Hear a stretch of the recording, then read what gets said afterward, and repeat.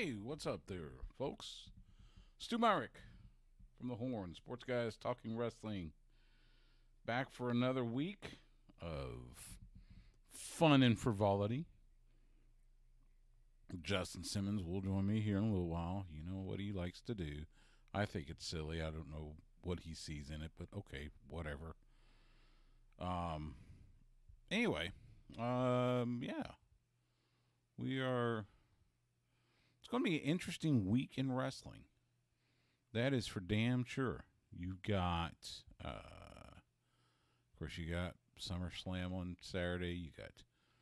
You got NXT Takeover on Sunday. And as far as any of us are concerned, we don't know what NXT will look like after Sunday, after Takeover.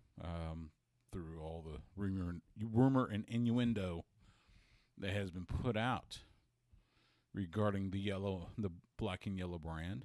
We'll see what happens. Plus, Friday, you have the second episode of AEW Rampage. And there's talk of somebody maybe debuting. I never heard of him. Yes, that's sarcastic. Hopefully he'll be the worst kept secret in all of wrestling is the man known as CM Punk decides to become all elite. We'll see on Friday. Rampage, the first dance from the United Center, the home of the Chicago Bulls and the Blackhawks. We'll see what happens. We'll see. They've got Dynamite tomorrow night in Houston at the Fertitta Center on the campus in the University of Houston. We know they are doing the tag title match, Bucks against Jurassic Express. We know that the fifth Labor of Jericho is supposed to happen tomorrow night. Chris Jericho, MJF. They can't use... or Chris can't use the Jewish effect, and his entrance music is taken out. Now, I highly suspect that the Houston Children's Choir will be in full effect in the Fertitta Center tomorrow night. And they've been touting this. They sent a press release. In fact, AEW sent a press release for the first time in 20 years and 5 months. Sting will wrestle on TNT. Last time he wrestled on TNT, the final WCW Monday Nitro, he and Flair locked up one last time under the WCW banner, and that was in March 26, in fact, of 2001. Now fast forward to August. It will be August 18th of 2021, and Sting gets in the ring again in Houston rather than in Florida and tags with Darby Allin to take on 2.0, the guys formerly known as Ever-Rise in NXT. They've been getting a lot of play too on Dark Elevation. So it's good to see those guys. They're fun. They're fun. I'm sure it'll be a fun match. It'll be a good match. It'll be good to see Sting wrestle again. And so, I think it'll be good. So, we will preview SummerSlam and NXT Takeover tonight. We'll catch up on some of the news. How many of you watched the first episode of AEW Rampage on Friday night? Apparently, according to Showbuzz Daily, 740,000. Pretty good rating for a Friday night at 10 p.m. Eastern, 9 p.m. Central. Pretty good rating. We saw Christian Cage become the Impact World Champion. We were all talking about how which belt would Kenny Omega lose first. And, I think all of us figured it was going to be the AAA Mega Championship. Mega Campeon. I can't speak Spanish. I'm sorry. But looks like it was the Impact World title. Now, I think from what has been reported and you put two and two together, this came about as Hangman Adam Page takes some time off. He and his wife are celebrating about to give birth to their first child. So Hangman won't be at All Out. You know, I think everybody was expecting it would be Hangman versus Kenny at All Out for the AEW World title. When this came about, he's taking time off, so they had to find a challenger. And so they decided to go with Christian Cage. And just to up the ante, they decided to go ahead and take the Impact World title off of Kenny Omega. So, interesting choice, I would say. It is funny because, you know, the following night in Mexico, Kenny Omega faces Andrade El Idolo for the AAA Mega Championship. Andrade, he has in his corner none other than I think he's about to be his father-in-law, the Nature Boy, Ric Flair, which was like, hey, Nate's making good use of the fact he had no non-compete clause in his WWE contract. So hey, he shows up at AAA, cornering his daughter's beau. Let's put it that way. And in fact, there was a moment which had to be just absolutely surreal. Kenny Omega, who many consider to be the greatest wrestler of today, versus in the ring with Ric Flair, who many consider to be the greatest of all time. That was a sight that I'm not sure I would have ever expected to see. But hey, and Rick laid a few chops to him. So,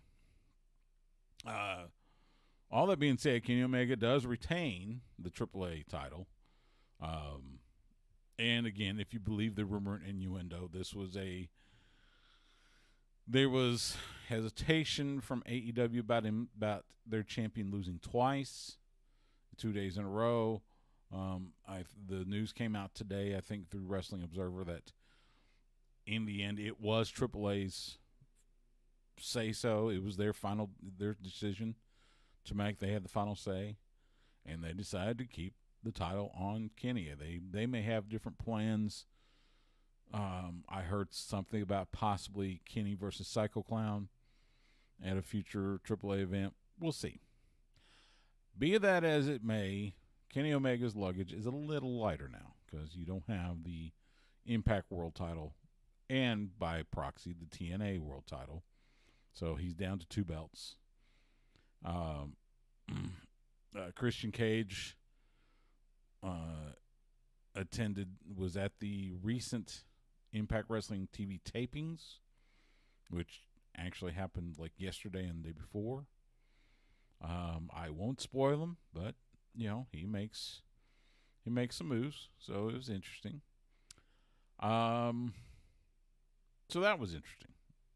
Plus, you had New Japan Pro Wrestling doing an event in front of live fans in the U.S. with Resurgence at the Torch at the L.A. Memorial Coliseum, which was for the longest time the home to the Rams, the Raiders. Of course, hosted the Olympics the 2 times that L.A. hosted the Olympics. By the way, the L.A. hosts the Summer Olympics in 2028 as well.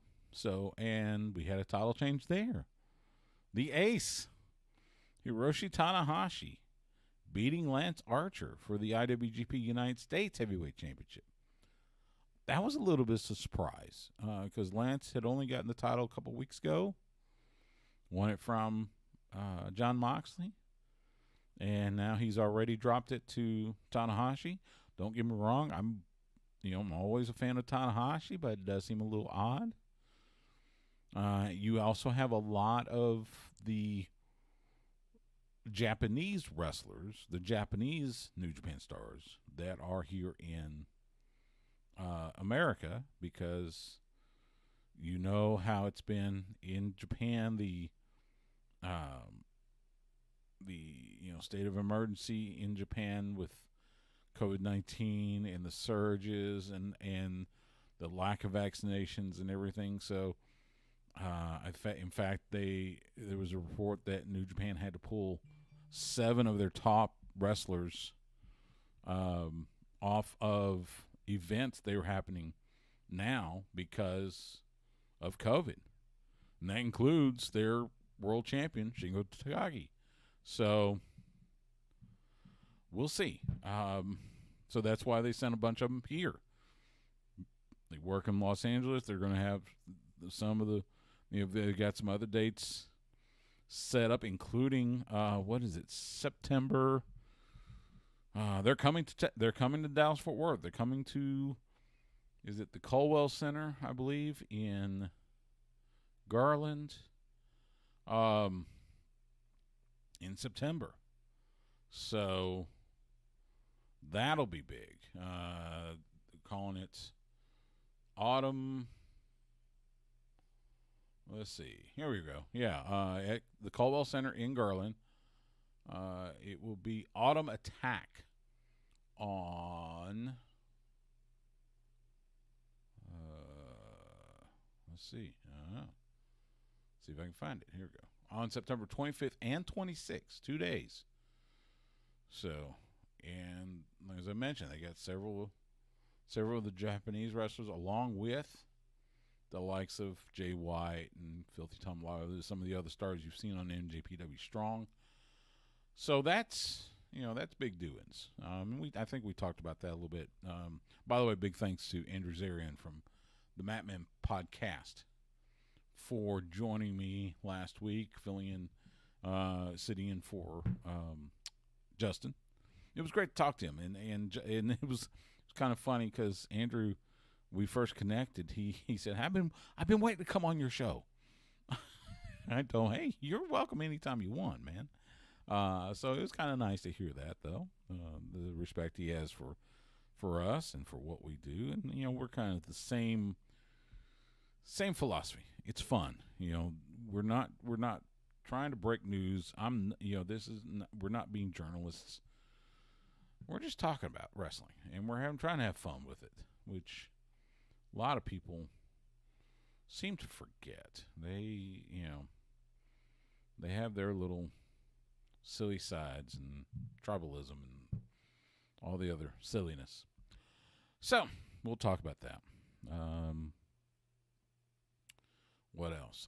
By the way, starting tomorrow night on the Horn, Sports Guys Talking Wrestling will be at 9 p.m. for the next 4 months, as high school football gets underway.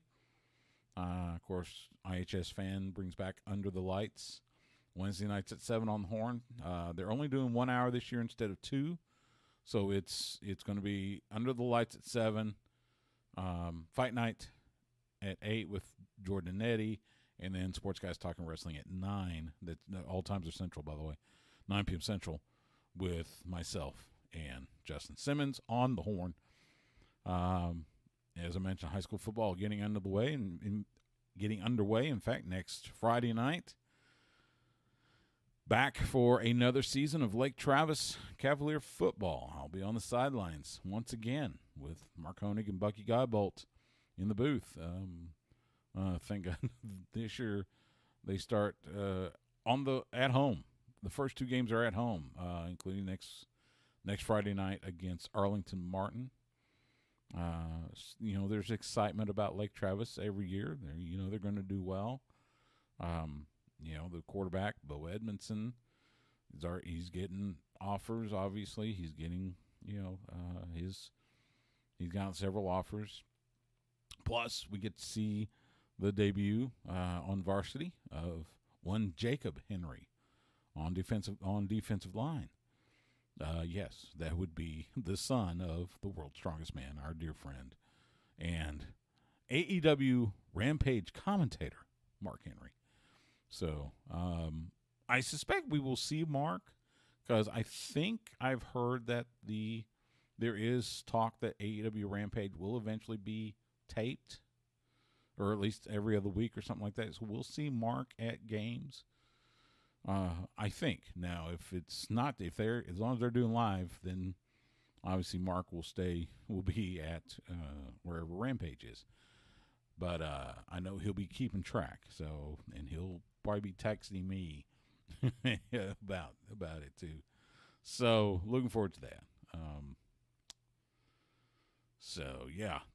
High school football.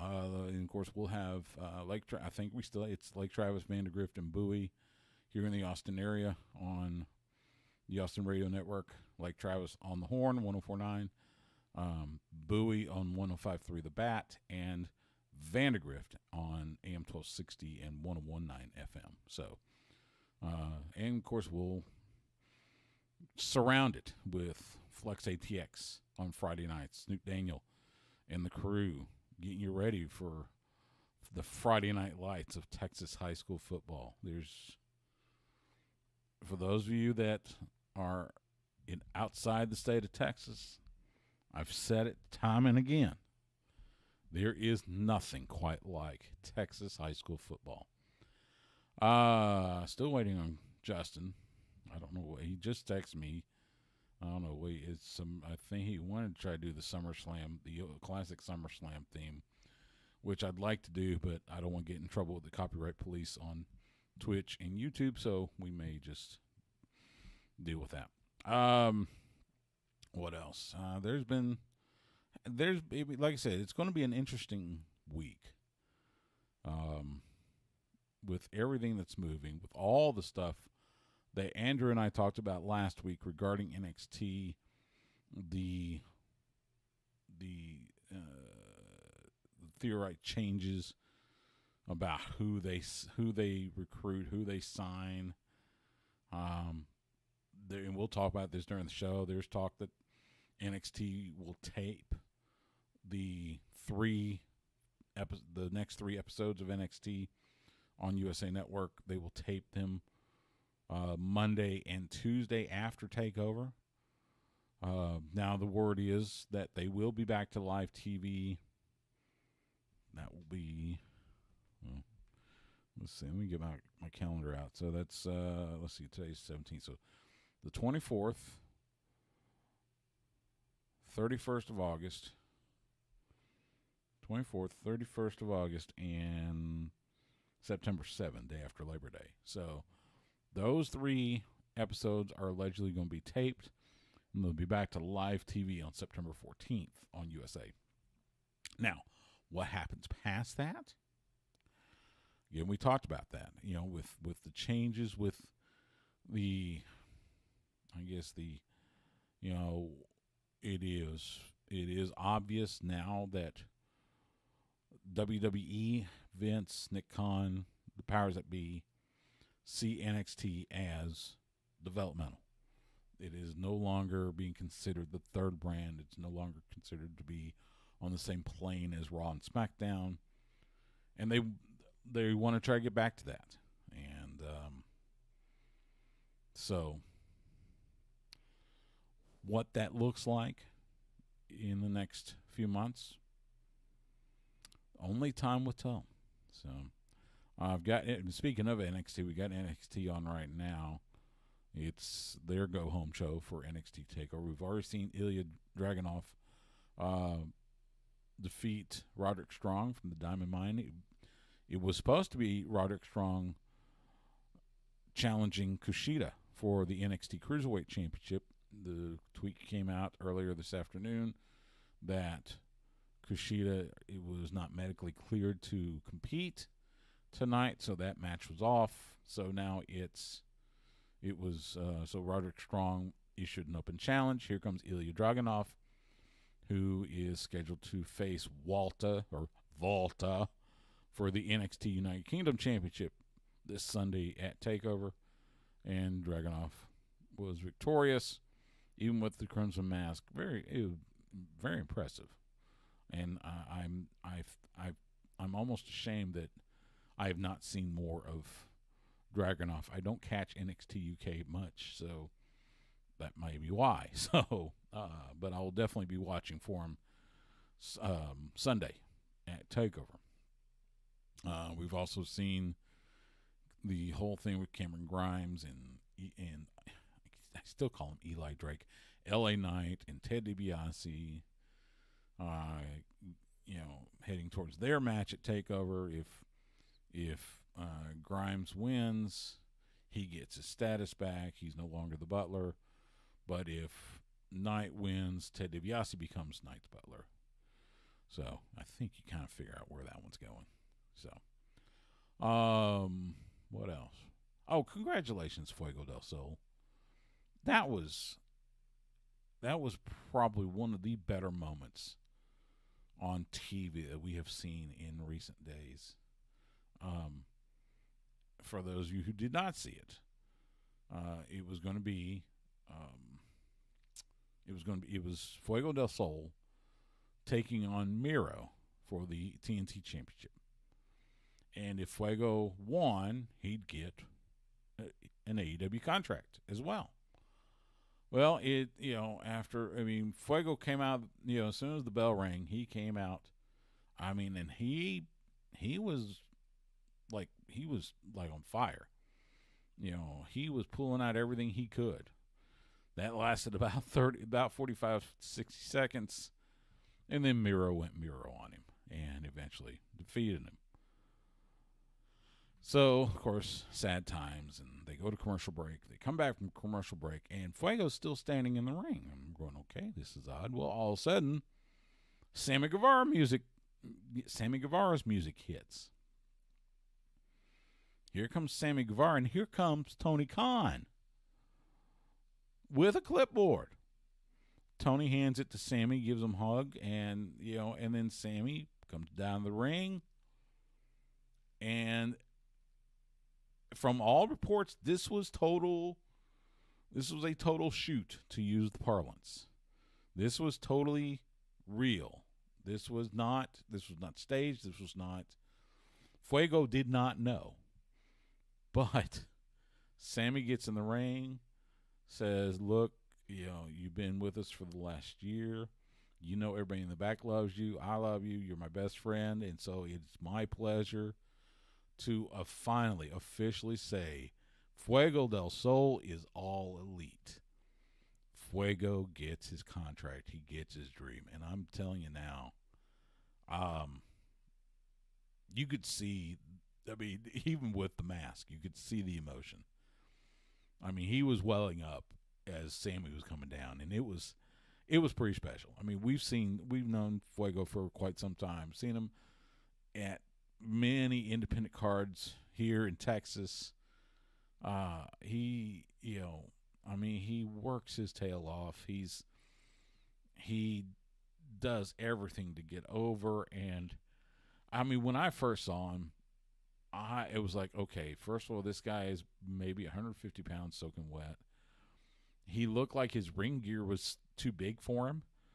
The mask was definitely too big for him. I was always afraid that he was going to make some move and the mask would come off. So, but to see how he has grown to the point, and now he reaches his dream. He is now signed, not just with any company, but with a major company. You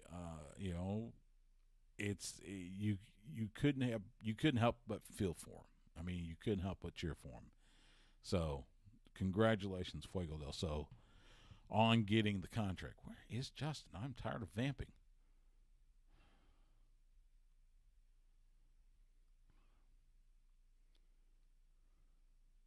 Let me text him. Of course, now that I'm texting him, he'll probably walk through the door. Let's see. See what this is. Is this the thing?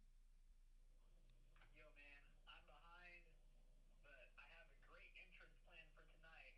So, whatever you're talking about when I walk in, try not to be too deep in it, okay? Sorry. No, he's running late. All right, whatever. He's got a great entrance.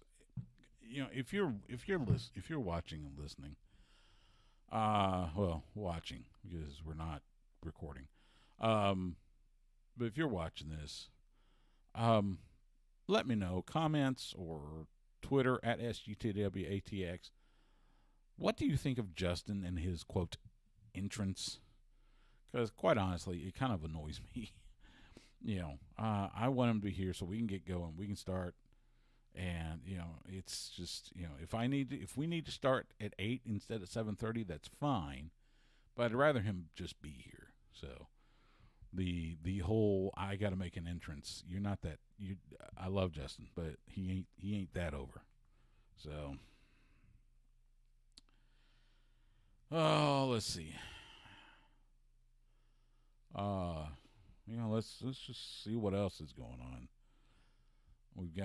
We had the mixed tag with Dexter Lumis and Indy Hartwell taking on, and I forget who it is, Robert Stone and this girl. I don't remember her name. Frankie Monet, the former Taya Valkyrie, is ringside with him, and it's been there he is. All right. Well, finally. What the hell is he doing? He's got a mask. He's wearing. He looks like he's Uncle. What's the guy? Cousin Eddie from Vacation. I don't know about Cousin Eddie. Yeah, you look like Cousin Eddie. Say hi to my people over on TikToks too. Hi, people on TikTok. How many people use TikTok? I can't. I'm not using TikTok. I barely use the ones I got now. So, dude, are you? Tasty ways with Steve Ivor, kid.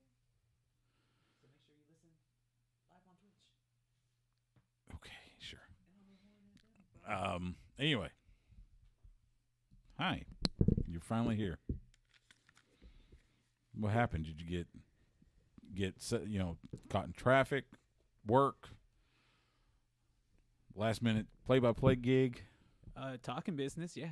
Talking business. Okay, well that's fine. How you been? Turn it back on. There you go. Obviously busy.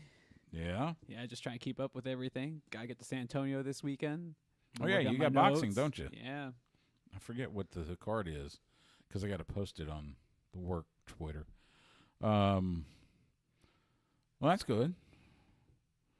What's the boxing match in Vegas this weekend? Is that I couldn't tell you. what is I'm very- Pacquiao? Is that the Pacquiao fight? Oh, yeah, because he was supposed to fight. What's his name? He's supposed to fight Errol Spence. Errol Spence is out, so he's got somebody else, which isn't nearly as.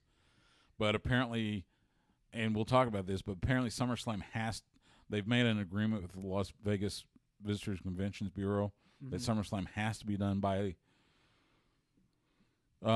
It would be 10 p.m. our time. I guess that's 8 p.m.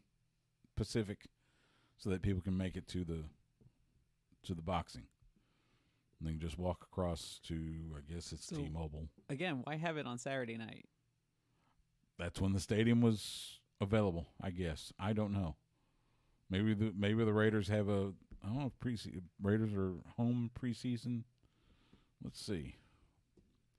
But apparently, yeah, that's the stadium. That's allegedly when the stadium was available, and they're doing Takeover on Sunday. So Yeah, again, that doesn't make any sense to me.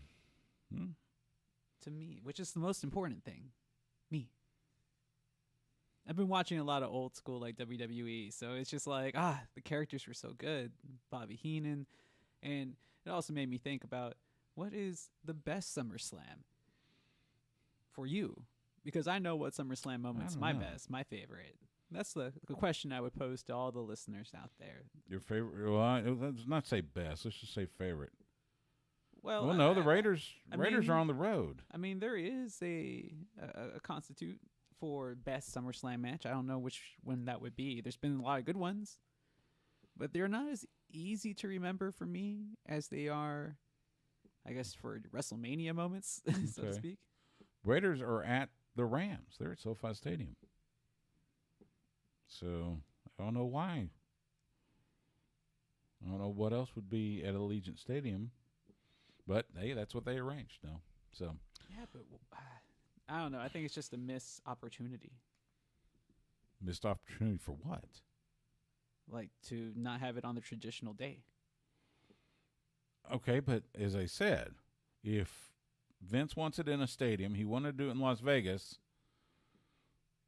I guess he thought it's worth not having it on Sunday to do it on Saturday, as long as you're in Vegas. I don't know. Anyway, I don't think it's a missed opportunity. It's just that's what it was. So, I mean, you've said it yourself. WWE fans will watch WWE no matter when.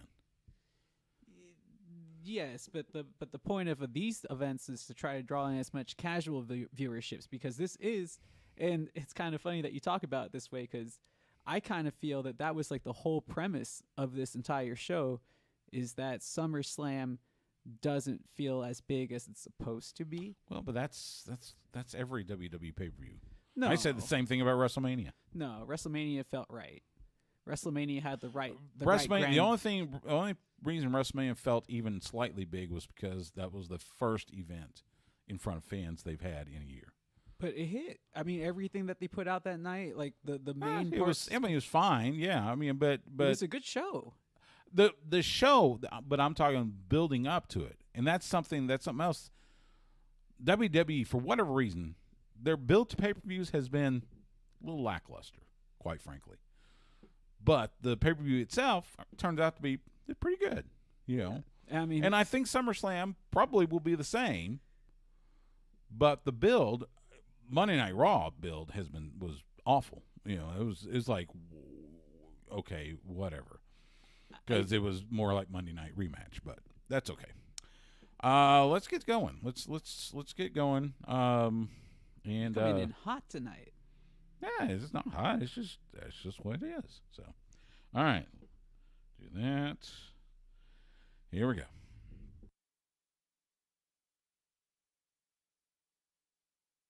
Hi, this is Booker T, 5-time champion. You're listening to the Sports Guys Talking Wrestling. Now, can you dig it, sucker? When they're not covering the sports world, they're talking about the world of professional wrestling. It's Sports Guys Talking Wrestling. Now, with Justin Simmons, here's Stu Myrick. It is Sports Guys Talking Wrestling on the Horn. Stu Myrick, Justin the Smash Simmons. How's it going, Stu? You look like you're ready for SummerSlam. You got the tank top. You look like you got swim trunks on. You got the shades. This is why you have to watch the Twitch version so you can see our lovely faces. But By the way, for those of you who do not know, we do stream this show. We stream our recording on Tuesday nights at 7:30 p.m. Central on Twitch and YouTube, and it's our Twitch channel, not the Horn's Twitch channel. So our Twitch channel, same handle as our Twitter at SGTWATX. Or you can just search Sports Guys Talking Wrestling. You can see us do this show. And not only that, you get a lot of nice little spicy nuggets, not just between us, but sometimes with our guests, because they'll stay over the time. Oh, yeah. And you get a lot of good inside stuff at those moments. Yeah. And you can only catch it when it happens on YouTube. We run we go. And Twitch. We run through the commercial breaks. So, yeah, you see what happens during commercial breaks and all that good stuff. And, yeah, between Justin and myself, between us and whoever our guest is at the time. It's good. So yeah, catch us Tuesday nights on Twitch and YouTube. Just search Sports Guys Talking Wrestling. I think the Horn Twitch actually hosts this. So if you do go to the Horn page, you might see us there as well. We'll see. But anyway, wait! You were just praising me. Don't take all my thunder just yet. My praising you. Yes, you call me the fashion plate of this show. So I did not call you the fashion. Oh yeah, I call you the fashion plate of the show sometimes. Yes, no, but I'm wearing this lovely like pink tank top with the Bret Hart colors, and I got my Rock fanny pack here. I even brought my shades, and I got my beach towel. I'm ready for SummerSlam. Okay, well I'm glad you are. Yeah, I don't know if Monday Night Raw was, but hey, we'll get into that. Before we get into that, though, a couple of notes. Shinsuke the King Nakamura. Yes. Shinsuke Nakamura, once again, your Intercontinental Champion. Were you surprised at the title change? Slightly, but I'm more happy with it. Yeah, I'm happy. I was a little surprised. Like they just gave it away. It was unexpected. Yes, it was kind of a given away. the post-match celebration with Nakamura and Boogs and Pat McAfee, that might have been one of the greatest moments in televised wrestling. Oh, it was awesome. That was fantastic. Pat McAfee is an absolute goof in all the best ways. I mean, I think we've talked about this before. I think he has made Michael Cole better by, if nothing else, loosening him up a little bit. I mean, it's clear that he's having fun. He is having a blast. And that, at the end of the day, it's what this is all supposed to be about. It is. And not You're everything right. always hits. That goes for everyone. That reminds me. Big thanks to Andrew Zarian from the Mat Men Podcast for joining me last week when Justin was out. Make sure you catch them as well. They do a fantastic job. I was watching them today, and Andrew went on a rant kind of like that. Look, we're supposed to have fun with this. So good stuff. And they're doing something in Vegas this weekend for SummerSlam. So if you're in SummerSlam, go find Mat Men Podcast. I think they got some sort of party. I think Rob Van Dam's supposed to be there, so check them out. That'd be awesome. The other thing, which I really hope they resolve this on Friday night, Baron Corbin steals the Money in the Bank briefcase. He lost the match to Kevin Owens, so he can't beg the WWE Universe for money. He can't use the little card reader on his phone. I'm trying to figure out how you got the card reader if you can't spend money, but hey, that's just steal another. it. I guess so. But he Desperate. decides to steal the briefcase. Big E's backstage. He runs over, grabs the briefcase, and heads out. Now, I'm willing to wait until Friday and see what happens. Let's not make this okay, Corbin's going to cash it in and we're going to honor it. No, do not do that, because if you do that, I saw somebody say this today and I couldn't agree more. If you do that, you have, in effect, made the Money in the Bank briefcase the 24/7 championship. And it will lose whatever credibility. I mean, it was bad enough last year with the whole Otis gets it because it falls in his hands, and then Miz sues Otis and he gets the briefcase, cashes it in, and gets the title for 2 weeks so he could get the title back to Drew McIntyre. Or not give the title to Lashley. So I hope hope they figure out a way to get Big E back the briefcase, because I think a lot of people are expecting to see Big E cash in this weekend. Oh, I'm not, but I was just about to lay it out how it's going to go down. Essentially, Corbin is going to have a match, right, with the briefcase, win the title. Then Big E will get to challenge him, and this will set up the match for Big E to win the Intercontinental Championship. A little convoluted. not no. Oh, I'm sorry. The Universal title. Yeah, so It is way convoluted. So a little convoluted, but No. we'll get to the ending that we're looking for. There's No. plenty of time in between. There's no reason to rush this. SummerSlam's this Saturday. Yeah. There's not that. They've got one show. They got Friday night. That's it. The Survivor Series, man. We ain't looking at Survivor Series right now. We're looking at SummerSlam. Do not stretch this out till Survivor Series. Otherwise, it will become a joke. Simple as that. It will become the 24/7 title. But like, okay, so if the main complaint is long-term storytelling, why This isn't is long-term. This is not long-term storytelling, though. This is doing something silly for the sake of being silly. And you ruin one of your stipulations. You ruin one of your own stipulations. So now possession means you have it, which means I could go steal the briefcase and I can challenge. I could cash in. I don't know. We're gonna find out. See, that's then why have the match in the first place? Why have a ladder match for the briefcase in the first place? Because It makes no sense. I guess because somebody has to win. And you're gonna screw around with it 2 years in a row. Possibly, yeah. I think no, don't, just don't.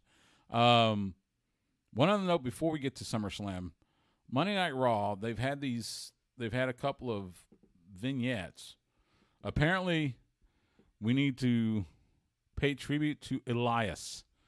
Elias is no more at 4 years old, with a hell of a beard for a 4-year-old. No, I'm just kidding. But he's thrown the guitar on the fire. I guess we'll see what comes out of it. Well, he used to be Samson back in the day. Elias Sampson. Yeah. But I They think- shut her to Elias because Vince doesn't like two names. Yeah, so I think we might see something dealing with like the Samson part of the persona. Come back as a new figure. Sure. I mean, that's all this can really be. I mean, if you're going to do something like this, unless it ends up being like a Emelina thing or a Carmella thing, where it was like a slight makeover And of he a ends character, up in Impact. Sure. I don't think he'll end up there. No, I don't think so either. We'll see. All right, SummerSlam. This Saturday. Yes, it's Saturday, not Sunday. This Saturday, 8 p.m. Eastern, 7 p.m. Central on Peacock. It'll be at Allegiant Stadium in Las Vegas, the home of the Las Vegas Raiders. Over under on number of wins Raiders get this year. I'm going 5. You really think they're only going to win 5 games? I'm being optimistic. Jinder Mahal faces his former 3MB partner, Drew McIntyre. They had the match on Raw. Drew wins, which means Veer and Shanky cannot be ringside, but Drew can have the sword, Angelina, ringside. Now, does that mean Drew can use the sword? Because if Drew can use the sword, this might end up being more than just a wrestling match. Might end up being a murder case. No, we all know that they just use the butt of the sword, that they can't use the... Maybe they'll get a sheath for the sword. Maybe. I But don't know. we all know that the whole match is going to rely on the sword. Yeah, I'm going Drew on this one. I'm sorry. I like Jinder. I know at one time you're not supposed to hinder Jinder, but I think he's going to be hindered this time. Who you going with? Who you think? Oh, somebody will come in and cheat for Jinder. This little... Maybe it'll be Kali. It could be somebody big. It could be somebody small, somebody new. But I think somebody will interfere on You're his thinking behalf. of Renan. Okay. Edge taking on Seth Rollins. I'm thinking Seth. On paper, it seems like a fantastic matchup to have. It should be a great match, yeah. But I'm not that's one match I'm definitely not worried about. the promos have been really good.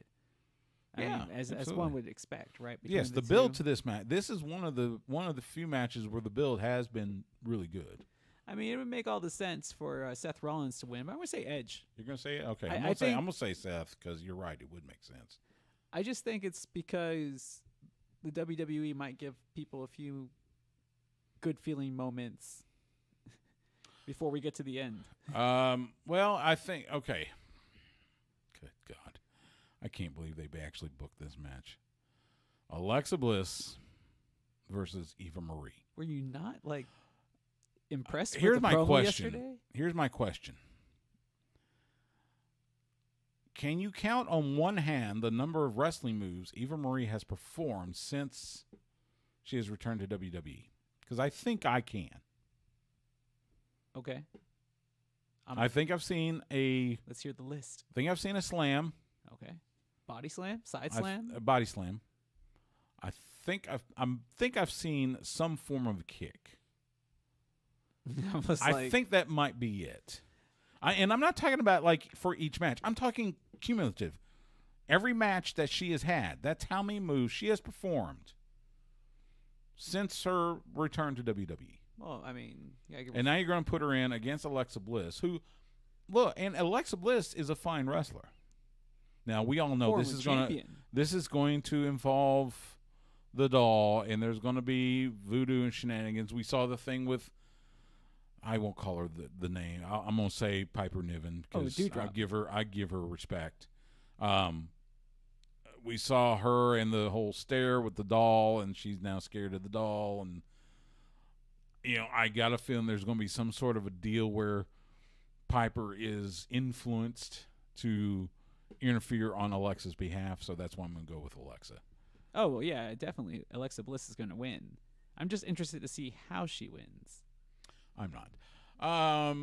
Sheamus. But see, again, this goes back to what we said a couple of weeks ago. It's not that type of match isn't for you. That's and fine. It's not for me. It's not. You're right. Necessarily. Sheamus will defend the United States Championship against Damian Priest. I really want Damian Priest to win this. He won't. I don't think he will either, but I would really like to say. I mean, and a lot of that is, look, I know the guy. I was there when he won the Ring of Honor TV title from, who was it? Who the last real man, Silas Young, when he was Punishment Martinez. I mean, I want to see him do well, but yeah, I think Sheamus keeps it for some reason. I would be thrilled if Damian wins the title, but I don't know. No, it just seems like Miz and Morrison would cost him more. Yeah, the storyline that will never end. Which I'm okay with. No, I am not. They're entertaining. They had the blow off at WrestleMania. They had they're not. But they're this not is that entertaining. WrestleMania SummerSlam. Right? Sue. Yeah. Stop it. AJ Styles and Omos defend the Raw Tag Team titles against the newly reformed RK Bro. Yeah. Randy Orton and Riddle. Very excited. That was a good match. Nice little reformation at the end. It was good storytelling. Yeah, no, it's fine. Logic would say you reformed them, so you're probably going to give them the titles. Well, that and because AJ Styles and Omos have had the titles for a while now, or at least it feels like a while. I'm going to go with that. I'm going to go with RK Bro. But my question is, I don't have faith in it, but hey, we'll see. But the big question is, it's like, okay, let's say RK Bro wins. Wouldn't that signify a breakup between Styles and Omos? Because it just doesn't seem like Omos would be a good singles wrestler yet. Well, that's the thing. We haven't seen him as singles wrestler, so I don't know. I don't know what that would mean. So, for the SmackDown Tag Team titles, Jimmy and Jey Uso defending against the Mysterios, Rey and Dominic. By the way, do you remember which SummerSlam it was when Rey and Eddie Guerrero fought for the custody of Dominic? I only learned this because I was watching Denise Salcedo. She was doing trivia. I want to say it was like 2007. 2005, you're close. 2005. And now you got the Mysterios. In fact, Dominic debuted last year at SummerSlam, if I'm not mistaken. Usos and Mysterios, I'm going Usos. We got to keep the bloodline going. Yeah, I mean, I guess the big question is like what happens to Roman Reigns, right? But, I mean, the Mysterios already had their title win already, right? Yes. So we've already got that little history box checked. The first father-son team to win tag titles. Yeah, so it just doesn't make any sense to give them back the titles yet. Yep. I agree. By the way, I do have odds on all these thanks to our friends at betonline.ag. Let's see if I can find the odds. If I recall, here we are. Let's see. Tag titles. We're going along with, as far as the odds, we're going along with the odds. Money right now is on RK Bro and the Usos. The money right now is on Damian Priest to win the U.S. title from Sheamus, which I'd be good with that. Like I said, the money right now is leaning Edge. Edge at 1-3, Seth Rollins at 2-1. I still think it's Seth. Drew McIntyre, the overwhelming favorite over Jinder. Alexa, again, overwhelming favorite against Eva Marie. All right, so let's go to our top 4 singles titles. Start with SmackDown, the women's title. Bianca Belair defending against Sasha Banks. Now, we can pick this match. Now, there is a little bit of talk because this match was supposed to happen at house shows this weekend. Mm-hmm. They were pulled, both Bianca and Sasha. There hadn't been an announcement or anything. They are still promoting the match. Let's hope this was little more than just maybe some sort of precautionary measure. Maybe maybe somebody tweaked an ankle. They just needed a little time to heal it. I hope that's what it is. Oh, I hope it's not COVID. I mean, I wouldn't be concerned. It just doesn't seem like that'd be a big deal right now. New Japan's having to deal with it. They had to yank 7 wrestlers, including Takagi, their world champion. Yeah, but I mean, it's already so close to bell time. It's just next person up. Card's always subject to change. Yeah, that's what I'm saying. I hope we see this match. Oh, of course. But if it doesn't happen that way, if it doesn't happen, it doesn't happen. But that's going to be sad because they can't compete.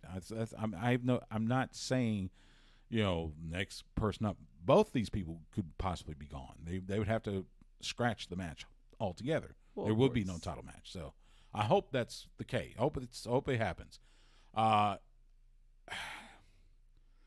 Logic would say they want to give the title back to Sasha. I really don't want to see Sasha with it.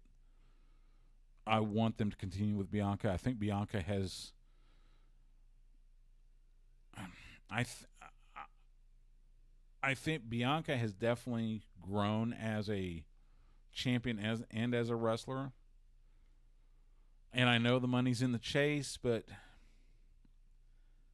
giving it back to Sasha would be, seems like, I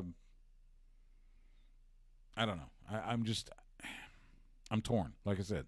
Oh, I'm not. Sasha's going to win it. You think you're I already picking know. Sasha? Yeah, she's going to win it. She's more popular than Bianca Belair. Like, Belair's popularity is growing, but they still have to strike while all the, non-wrestling popularity of Sasha Banks is at an all-time high. Yeah, because after all, this is not a wrestling show. Bianca Belair right now is the money favorite. I'm going to go Bianca. I'm going to have faith that they're going to keep it on her. No. And we'll see what happens. You will just be disappointed. I probably will. Then again, it won't be the first time with WWE. All right. In what has to be the weakest champion in WWE, Triple Threat, Nikki Cross. I'm going to call her Nikki Cross. The ASH thing is stupid. Defending the Raw Women's title against Rhea Ripley and Charlotte Flair in the Triple Threat. You had your Raw Women's Champion lose cleanly twice on Monday. Once to Rhea, and then the next time in the tag match to Charlotte and Nia Jax, although it was mostly Charlotte. Mm-hmm. You have. I mean, I get the message that they want to give with Nikki. Try your best, all that good stuff. But if you're going to put a title on somebody like this, I mean, it seems like if you're going to put a title on somebody like this and then, have them job out until pay-per-view, it's like, okay,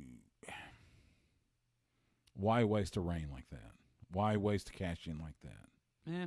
It happens sometimes. Bad booking's bad booking. So don't worry about it, though. It is bad booking. I'm going to say Charlotte. Yeah, I was going to say, you don't have to worry, though, because Charlotte's going to have it back by the end of the night.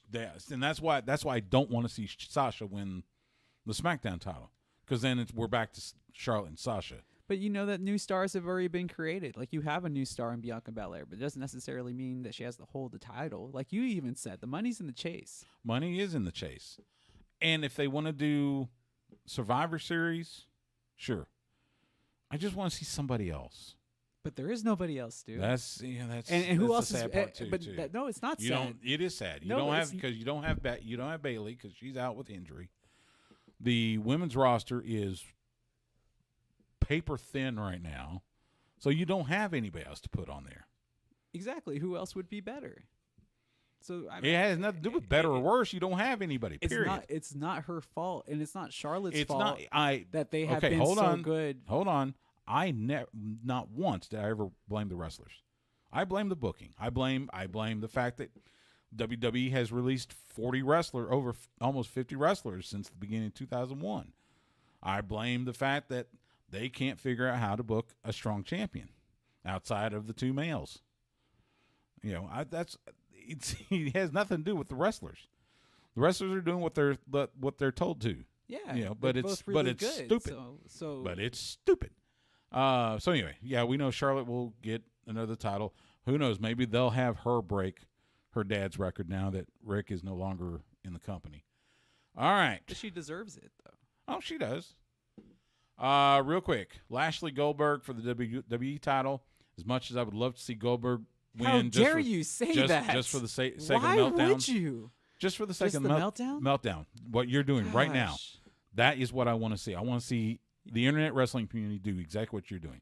Lashley will win. So you want to just troll all the fans? We gotta go quick. Come on, Lashley or Goldberg. No, I'm obviously. We gotta go to break. Lashley. Lashley, okay. And Roman Reigns, John Cena. Cena. Really? Yeah. Okay. I would love to see Cena win, but it's going to be Roman. And that's why I'm hoping Big E gets the briefcase. Maybe he can cash it in. By the way, the cash in odds right now are leaning towards no.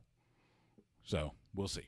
Anyway, that's SummerSlam this Saturday on Peacock from Las Vegas. We got to take a quick timeout. When we come back, we'll preview NXT TakeOver, plus a few other nuggets of wrestling news coming up on Sports Guys Talking Wrestling on the Horn. Sorry, it was already running. We're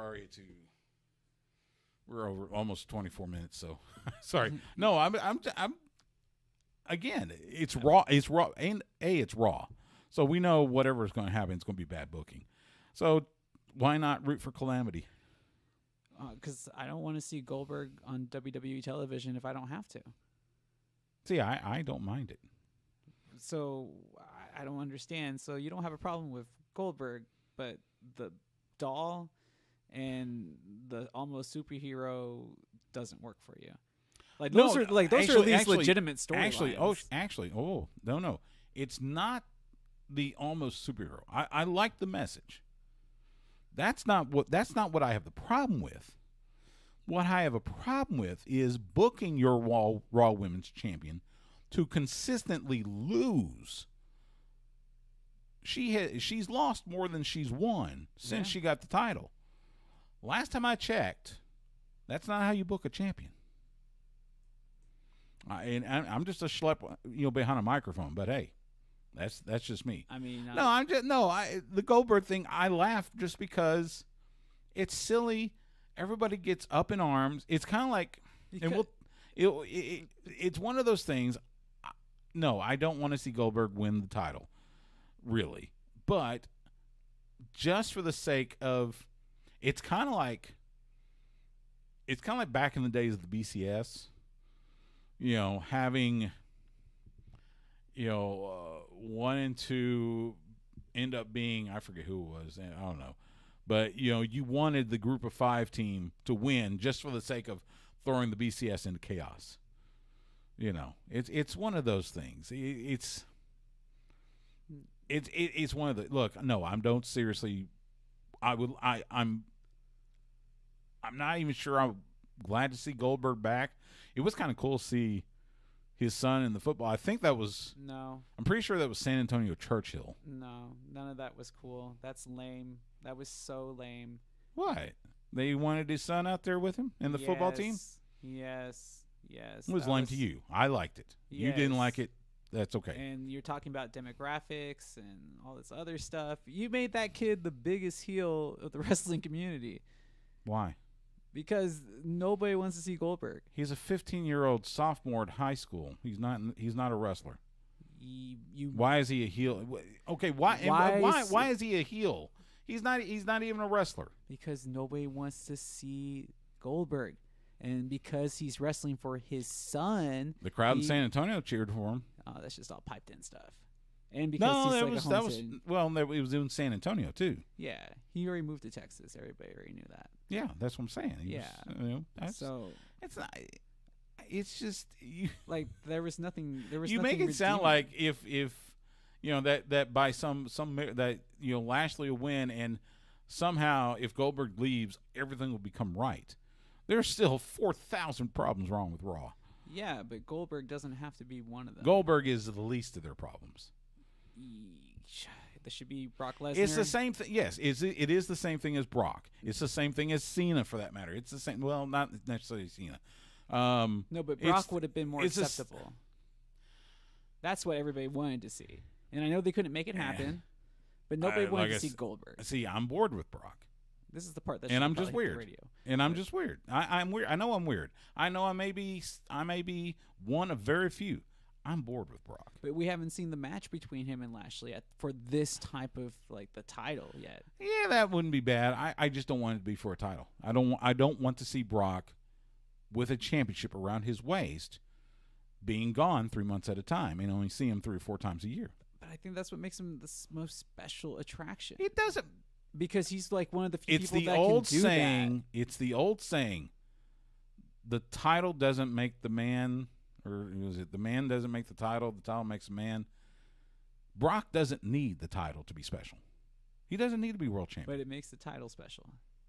No, it doesn't. It makes it even less relevant because it's off TV for most of the year. I see it the opposite. Since it's not on TV all the time, it gives you a chance to like actually miss it, which is so hard to do nowadays because No. everybody expects it all the time. You're talking about WWE, by the way, Yeah. who don't put a lot of worth in their titles to begin with.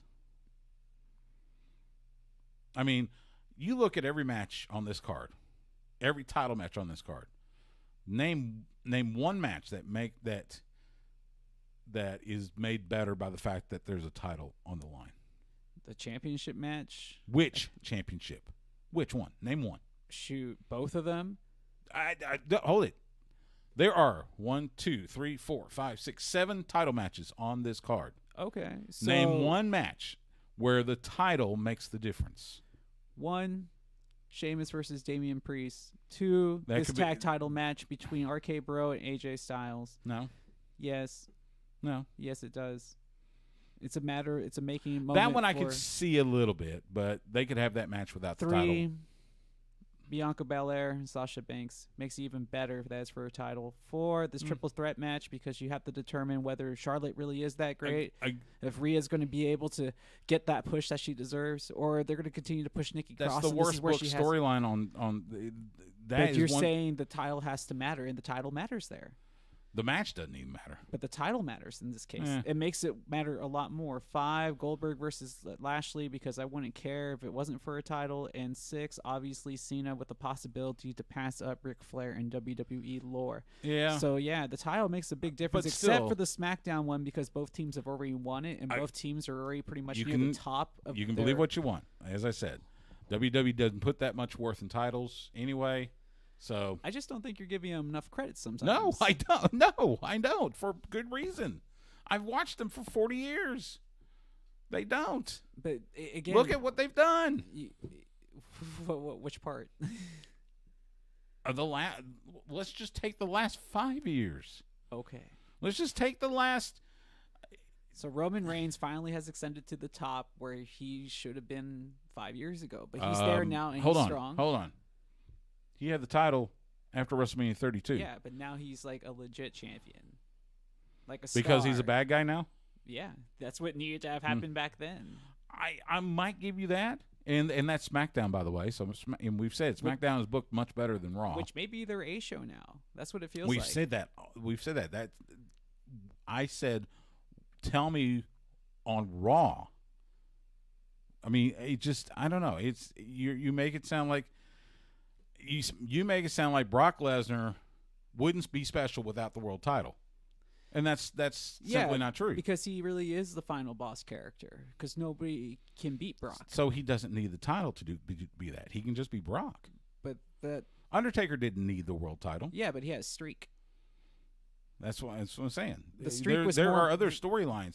Brock is Brock. Stu, they wouldn't have been dumping the dump truck up to Undertaker's house year after year I after know. year And Ricky Starks wouldn't be training with him if it to get him- wasn't I know for the streak, for the streak. But what does that which have they to do didn't with the pick world up title? 13 years later. But has nothing to do with the world title. Exactly, but it had something that made him important. And that's what I'm saying. But it Brock rested, does not need a championship to make him important. He's important by being Brock. but the title makes him more important because No, it doesn't. Because yes, it does. Because not only can you slay the beast, but Look, I know slay it's the beast, arguing with crazy people, so it's okay. no, if you slay the beast, Let's get going with the second one if you because slay the beast and you win the title, that is like the ultimate push in WWE history. It doesn't get bigger than that. Like that, if you want to build a new star, that's how you do it. And like there is that they Parker. haven't built a new star. They're due. There's that Parker. Even with name a star they built by having them beat Brock. Name a star. to beat Seth? Brock. Seth hasn't been a star. he's been like the headliner of like WrestleMania. That doesn't make him a star. Yeah, It doesn't make it's a star. He's like a doesn't make him WWE superstar. star. Yeah, it's hard to be a superstar in current day WWE. We've acknowledged that. That's what I'm saying. You make it sound like Brock makes stars. No, Ric Flair made stars. Sting wouldn't be where he was without Ric Flair. But Brock does not make stars. But Seth Rollins is just as big as Sting is. Get out. That's it. It's true. It's not true. How is it not true? How is it not true? Sting's in the Hall of Fame. Let's go ask some random 30-year-old woman on the street if they know who Sting is or Seth Rollins. What's the answer going to be? They wouldn't because okay. Then they have the same amount of credibility. And see, this is my problem with your generation. This is my problem with your generation. You think everything old doesn't matter. What? No, I didn't say that. No, that's exactly what your generation says. You think everything that is older than say 2000 doesn't matter. That's not true. Everybody. Yeah, it does. Yeah, it is. You see it all the time. Old guy comes back, everybody boos him because he's old. No. Yeah. Just Goldberg's boring. But Brock is boring. No, he is not. But okay, Sting, he is to me. But Sting and Seth Rollins have the same amount of like popularity within wrestling circles. Like everybody knows who those two people are. Obviously. Okay, fine. Yeah. Okay, so you're saying. But when it comes to the outside part, making movies, being The Rock and John Cena, that's like a superstar. Yes. And there's very few of those. There hadn't been one since Cena. Yeah, it's hard to make those things. Apparently it is because WWE hasn't made one. Well, they fell into Austin. It's not like that just happened magically. And they fell into The Rock because what they wanted to do with him originally didn't work. So it's like nobody ever really creates the star for WWE. So now it's not WWE's fault. No, it has to do with timing. You are such an apologist. It's so no, funny. It just has to do with timing. It is funny. Because all wrestling companies suffer from this same issue. Justin, it's okay. Look, you're not going to convince me, so stop trying. I know, right? because you need to drink the Kool-Aid because you need to understand that all wrestling companies do I this haven't drank problem. Kool-Aid since I was 8. All wrestling companies have this same problem. Oh, I know that. Yeah. I know that. But hey, WWE's the biggest. They want to be the biggest. Everybody says they're the top dog because they're the biggest. And they always will be. Their crap stinks just like everybody else's. It can be, but they're the NFL of professional wrestling. I wouldn't even go that far. That's an insult to the NFL. All right, let's do number 2. Let's do segment 2. All right, gotta do this. All right, here we go. There we go. All right, be right back.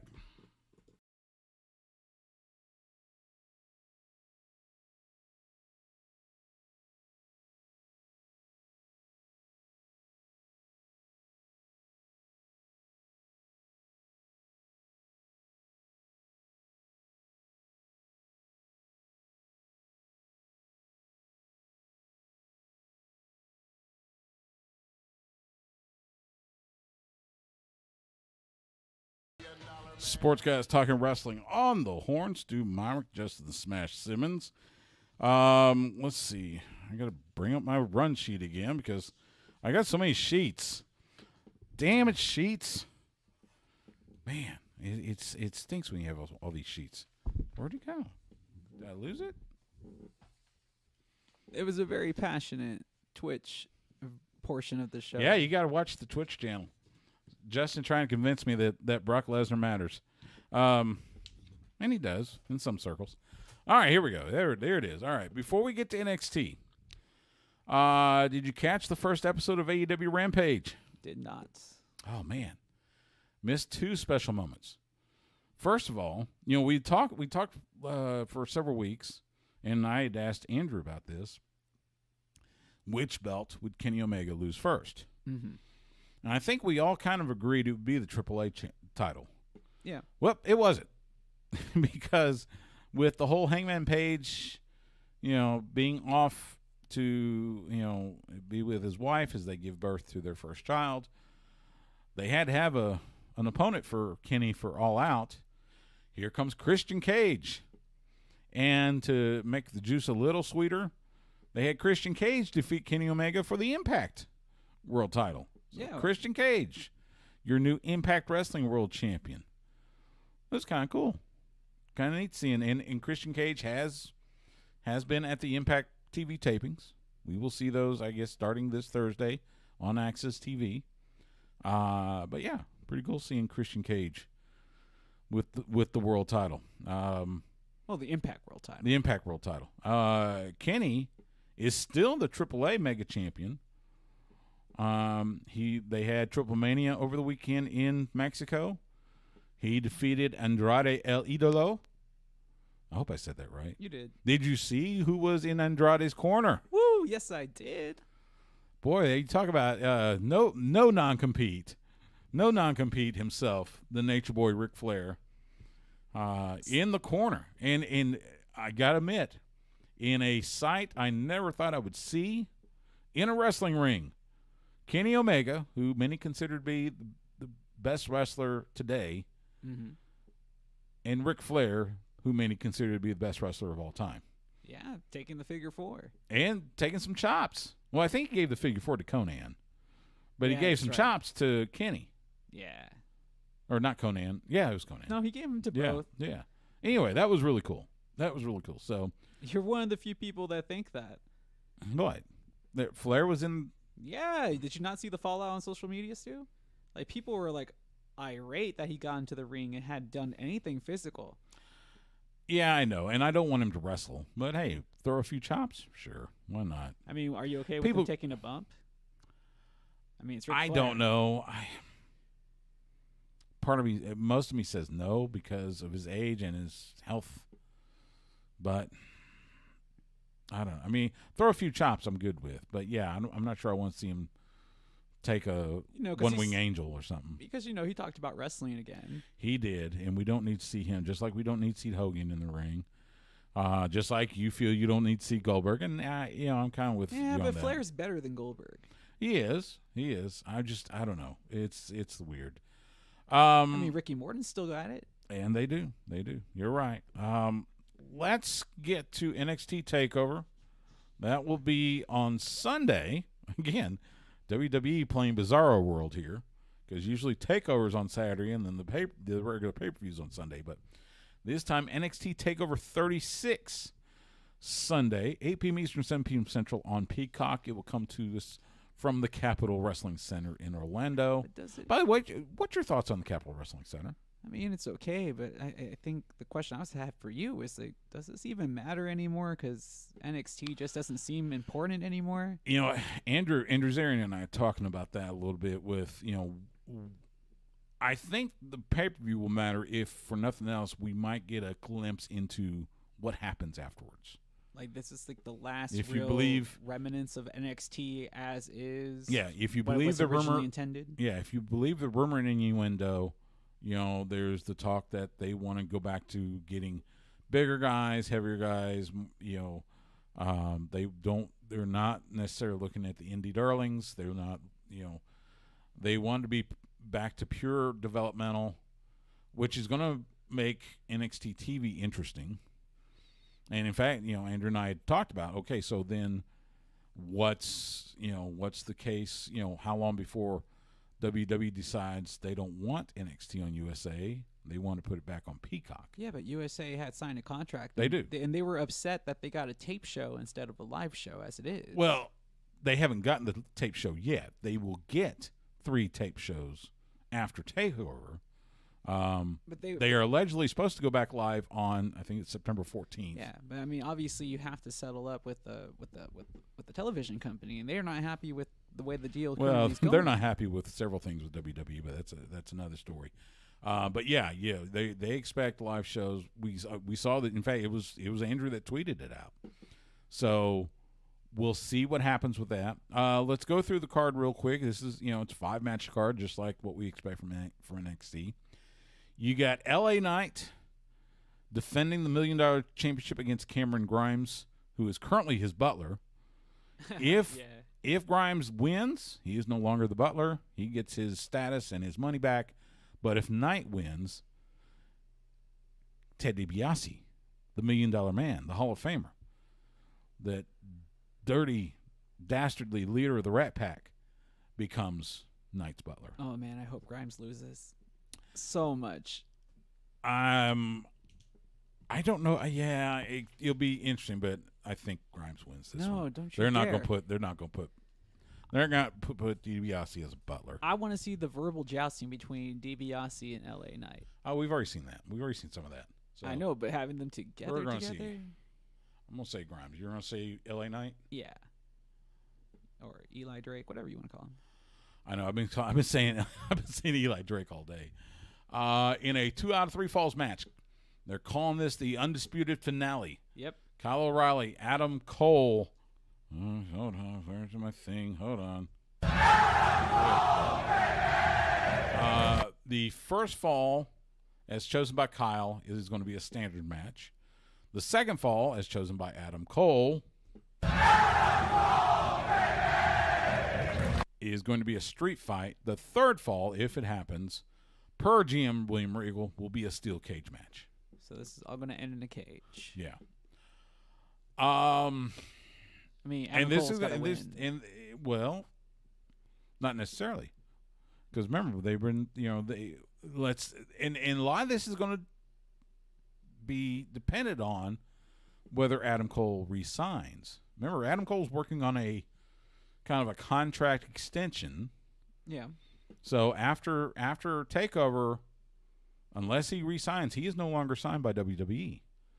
And there is talk that they're going to move him to Raw or SmackDown, all that good stuff. So I think that, whatever happens with that, and we haven't heard anything, I'll be honest, I'm kind of leaning Adam Cole, but there's half of me that wants to say Kyle O'Reilly. No. You're going to say Cole. I'm going to say pen to paper.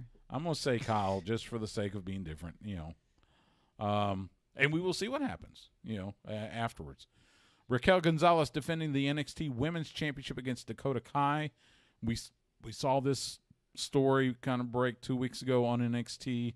Dakota Kai turning on Raquel.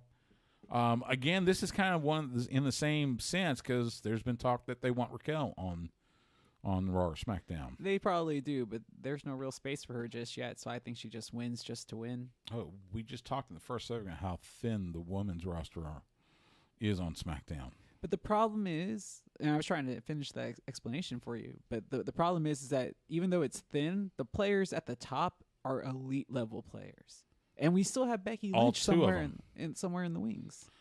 Yeah, which, if you believe the rumor innuendo, she's not coming back till probably Survivor Series. Okay, so that makes 3 top players. But yeah, I mean, those are And Hall you of got- and Fame you got- worthy players, plus Belair, plus I was Ripley.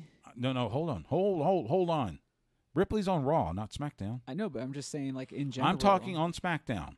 You got Bianca, you got Sasha, you might have Becky. That's 3. I think you need at least a few more. Just so we don't see Friday night rematch. Just like we're seeing Monday night rematch. I know sometimes it's, hard to have too much of a product on there, but it is what it is. Whatever. All right. I'm gonna go Raquel just because I think they could have a little bit more with her. What are you going? You going Raquel as well? Oh, well, yeah, because, I mean, there's no reason for her to lose, really. Volta defending the NXT United Kingdom Championship against Ilya Dragunov. I was thinking, I watched NXT. First time I've seen Dragunov. I am sorry it's the first time. I should watch NXT UK more. Mm-hmm. He's impressive. Volta has had that title for a long time. Yeah, but, I mean, he's like the perfect champion. I don't see anybody that can really beat him, even this guy. I think Dragunov could. I'm gonna put Dragunov just for the Nah. hell of it. I don't know. I don't think it'll happen, but No, the ring general keeps the title. we'll see. I mean, he's had it for over a year. And it might be longer. Pretty sure it's longer, but that's probably because it's COVID-induced longer. Yeah, but and then in the main event, Karrion Kross defending the NXT Championship against Samoa Joe. Tick-tock. You're going Kross. I'm going Joe. Tick. We've already seen Kross on Raw. It is very likely that he will probably go to Raw without Scarlett, which is absolutely criminal. So that's why I'm going with Samoa Joe. No. I still don't think they give him the title run here. We'll see.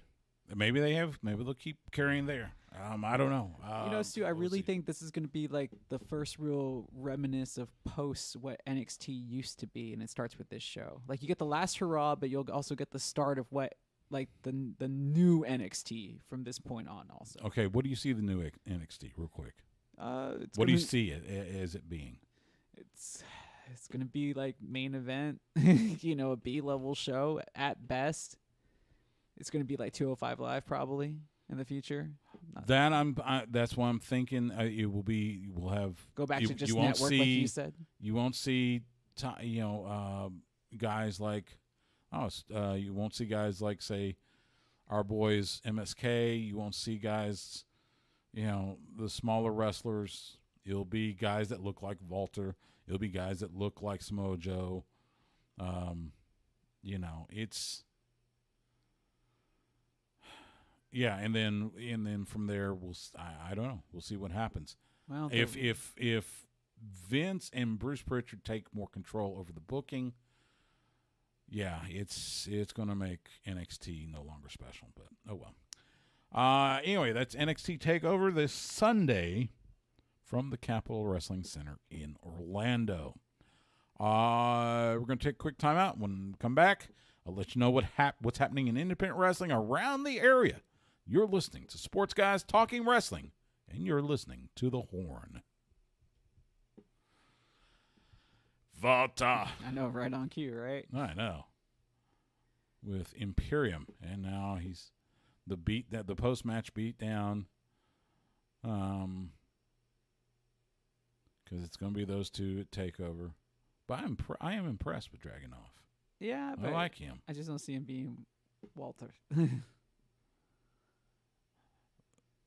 Okay, outside of thinking that it's a real competition, tell me why.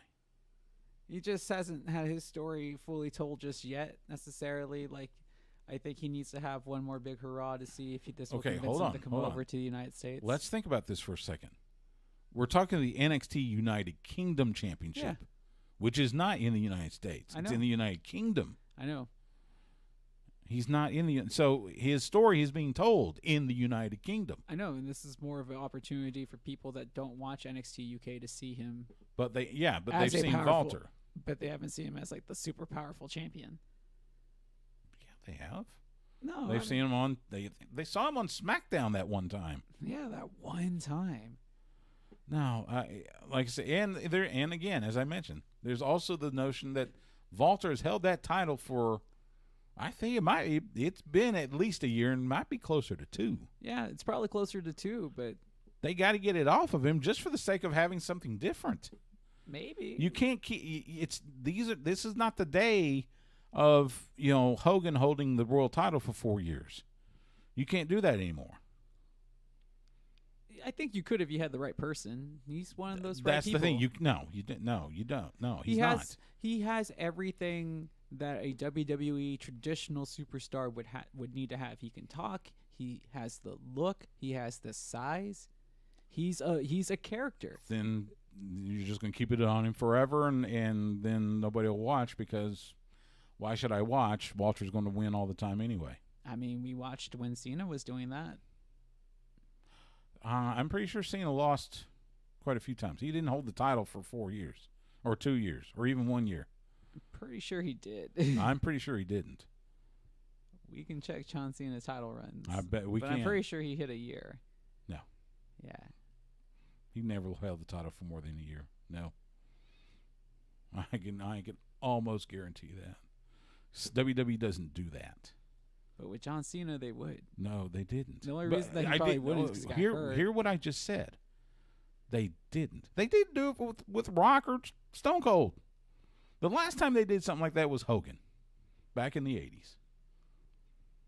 You do not hear of year-long reigns. You had Asuka with the NXT Women's title. But even at a year, she dropped it. By the way, where the hell is Asuka? I don't know, but does taking a long deserved vacation probably? Since Mania? Yeah, I mean, why not? I mean, she entertained That's us. 4 months. Maybe she's banged up, man. I mean, she entertained us all through COVID. She was Maybe the she MVP. is injured. She was the MVP during COVID. I mean, like, she deserves the break. Everybody was tired of seeing Asuka wrestle anyways, you know, so give her a couple of more months. That's not what I heard. I heard quite the opposite. Asuka, like you said, Asuka was the MVP of the COVID era. Yeah. So why would they be tired of seeing a wrestle? She's Because- fantastic. Yeah, but like you said, you tired of seeing your rematches each and every week, and she'd just be slotted in the same rematches that you see now. Except she hasn't. That's what I'm saying. Yeah. That's I what I'm know. saying. We've had these rematches because we haven't seen people like Asuka, like the New Day. We haven't seen Keith Lee. By the way, did you hear about you hear Keith tell his story? Yeah. Man, I hope he does okay. I just hope he stays healthy. That's all I want, because he's got he should have a bright future, but you know, and kudos to Mia Yim. That's true love there. Mm. Risking her health to help Keith. That's good stuff. So, we didn't even talk about it. Did we talk about Fuego? No. We didn't. We'll move it to segment 3. All right, let's do this. One more. Be right back.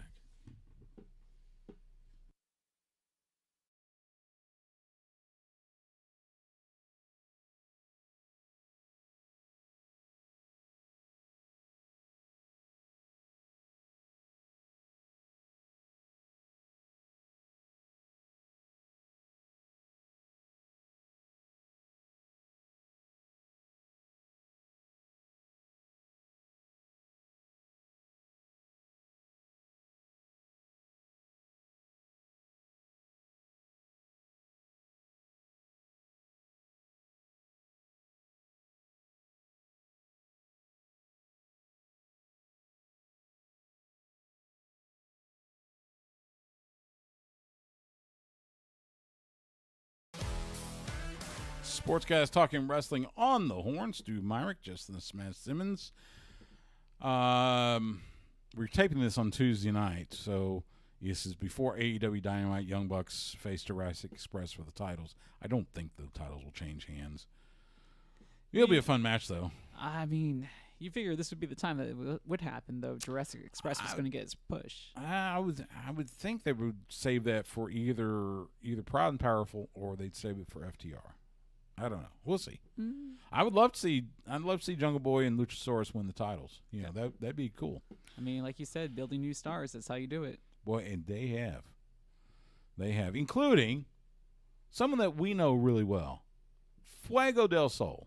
Oh, yeah, that's right. Congratulations. That Fuego. was, I mean, if you saw that moment on Rampage Friday night, and from every report, I don't care whatever some dirt sheet says, this was total shoot. It was total surprise for Fuego. The only two people that knew it were Tony Khan and Sammy Guevara. But Sammy coming out there with Tony hands him the clipboard, and then Sammy comes to the ring and officially declares Fuego del Sol all elite, and you could see through the mask how much that meant. I mean, we've known Fuego, and he's a great guy. I still remember the first time I saw him, I thought his gear was too big for him, especially the mask. But he has definitely grown, and he's definitely got a following now. So you can't help but just be overjoyed for Fuego del Sol finally getting his dream, getting signed to AEW of all places. Yeah, national. That's a company. That's a hell of a signing. So congratulations to Fuego del Sol on getting his contract. I got to let you know what's happening in independent wrestling this weekend, and that will start with Mission Pro Wrestling presenting Shoot the Thrill Friday at the Salvation Army in San Antonio. Bell time 7:30 p.m. This will be a benefit card for the Salvation Army of San Antonio. And oh, by the way, Fuego del Sol will be there. There you go. Along with Kylan King, Jasmine Allure, Maddie Rinkowski, and more. I bet you Thunder Rosa will be there as well. That's Mission Pro Wrestling this Friday in San Antonio. And then Texoma Pro Wrestling presents Hot August Nights Friday at Sherman Oaks Lodge in Sherman. Bell time 8 p.m. Chandler Hopkins, Magnificent Maliko, Adam Asher, and more. That is Texoma Pro Wrestling this Friday night up in Sherman. And that's a look at independent wrestling around the area. If you get a chance, go out and support independent wrestling wherever you are. A couple other notes. New Japan Pro Wrestling had Resurgence, their first U.S. event in front of fans at the Torch at the LA Memorial Coliseum. And the Ace is a champion again. Hiroshi Tanahashi defeating Lance Archer to win the IWGP United States Heavyweight Championship. I'm happy for the Ace. I'm a little puzzled, though, having Lance drop it 2 weeks into his reign. Sometimes people get stuck as a transitional champion, and it seems that's what happened in this case. Well, and there's been some questions about how New Japan's been booking as well. They've kind of lost their way. And look, they're in dire straits. We mentioned before. We mentioned last week about all the Japanese stars are now in the U.S. to work because they can't work in because Japan is still under state of emergency with COVID-19. I mentioned, I think it's this weekend they got their summer struggle card, and they've had to pull 7 wrestlers, including the world champion Shingo Takagi, off the card because of COVID. So, hey, you hate to see it. It's benefiting U.S. fans, including here in Texas, up in Garland, September 25th, 26th, Autumn Attack. That's going to be a hell of a card at the Curtis Colwell Center. Roads to the Top, the new reality series on Cody and Brandy Rhodes, their lives. It will premiere on September 29th. That is a Wednesday night. It will follow Dynamite at 10 p.m. Eastern, 9 p.m. Central on TNT. It's supposed to lead up to the birth of their first child. Will it be better than Ms. and Mrs.? I don't know. I always liked Ms. and Mrs. It was always a fun watch. I haven't watched it. Maybe I didn't watch last season, but it was always a fun watch. I'll be interested just because we know Cody a little bit better than we know Miz. And, birth of the first child. I'll be interested in seeing that. I don't know. We'll see. Also, Major League Wrestling. They have announced they are bringing War Chamber back to North Richland Hills to the NY Tech Sports Center there in the DFW area on September 11th. In fact, the challenge has already been laid out. The Von Erichs challenging Filthy Tom Lawler, so we'll see what happens after that. However, they have also issued a statement, and we're going to pause the recording because I got to pull up the statement. Let's see, MLW.com. Here we go. Major League Wrestling. Here we are. Go away. Here we go. All right. So the statement from MLW reads, league officials are closely monitoring the uptick in COVID cases in the wake of the Delta variant surge in the United States. Quote, in Texas, the molecular positivity rate hit 18.07% on Thursday, said league physician Dr. Swigler. That's highly concerning to me. The last time the positivity index was that high was in January as the second wave began to decline. With MLW's next event set for Texas in just a few weeks, league officials are watching the infection and hospitalization numbers on a daily basis. Ultimately, our COVID compliance officer will sit down with us and determine what's in the best interests of our fans, the talent, the staff, crew, and community, said MLW CEO Court Bauer. So we'll see. We'll see if we get War Chamber in September in the Dallas-Fort Worth area. I was privileged enough to be at last year's event, or not last year's, 2 years ago. Yeah. That was... it's like, come on, y'all. This is taking way too long. Do your part so we don't have to, not have to deal with this again, so we don't miss out on great events like this. Absolutely. 2 years ago, that was It was Kevin was with his sons, and you would have thought it was the Sportatorium all over again. I mean, it was nuts. So we want to see it again. So, yes, please do your part. Plus, football season's coming up. I don't want, any half-empty stadiums just because some people had to be greedy about everybody else's, health. Yes. Get vaccinated. Be careful. Please. Just not only for yourself but for others as well. So, but we'll see. And let's see what else. I think that's it. So that'll do it for this week's Sports Guys Talking Wrestling. You can follow Justin the Smash Simmons on Twitter, Instagram, and Twitch at The Smash Simmons. You can follow me on Twitter and Instagram at Stu Myrick. That's STEWMYRICK. You can follow the show on Twitter at SGTWATX. That's also our Twitch handle. You can find us on Facebook, Instagram, and YouTube at Sports Guys Talking Wrestling. We live stream Tuesday nights on YouTube and Twitch at 7:30 p.m. Central. You can also catch us Wednesday nights at 8 p.m. Central on the flagship station for the Texas Longhorns and your radio home in Austin for the Dallas Cowboys, The Horn, 104.9 and 101.9 FM and AM 1260. You can also catch us anytime on demand by either going to hornfm.com, click on the On Air tab, or by subscribing to us on your favorite podcast provider. Make sure you rate and review us while you're there. For Justin, I'm Stu. Thank you so much for giving us part of your time tonight, and we will see you at the matches.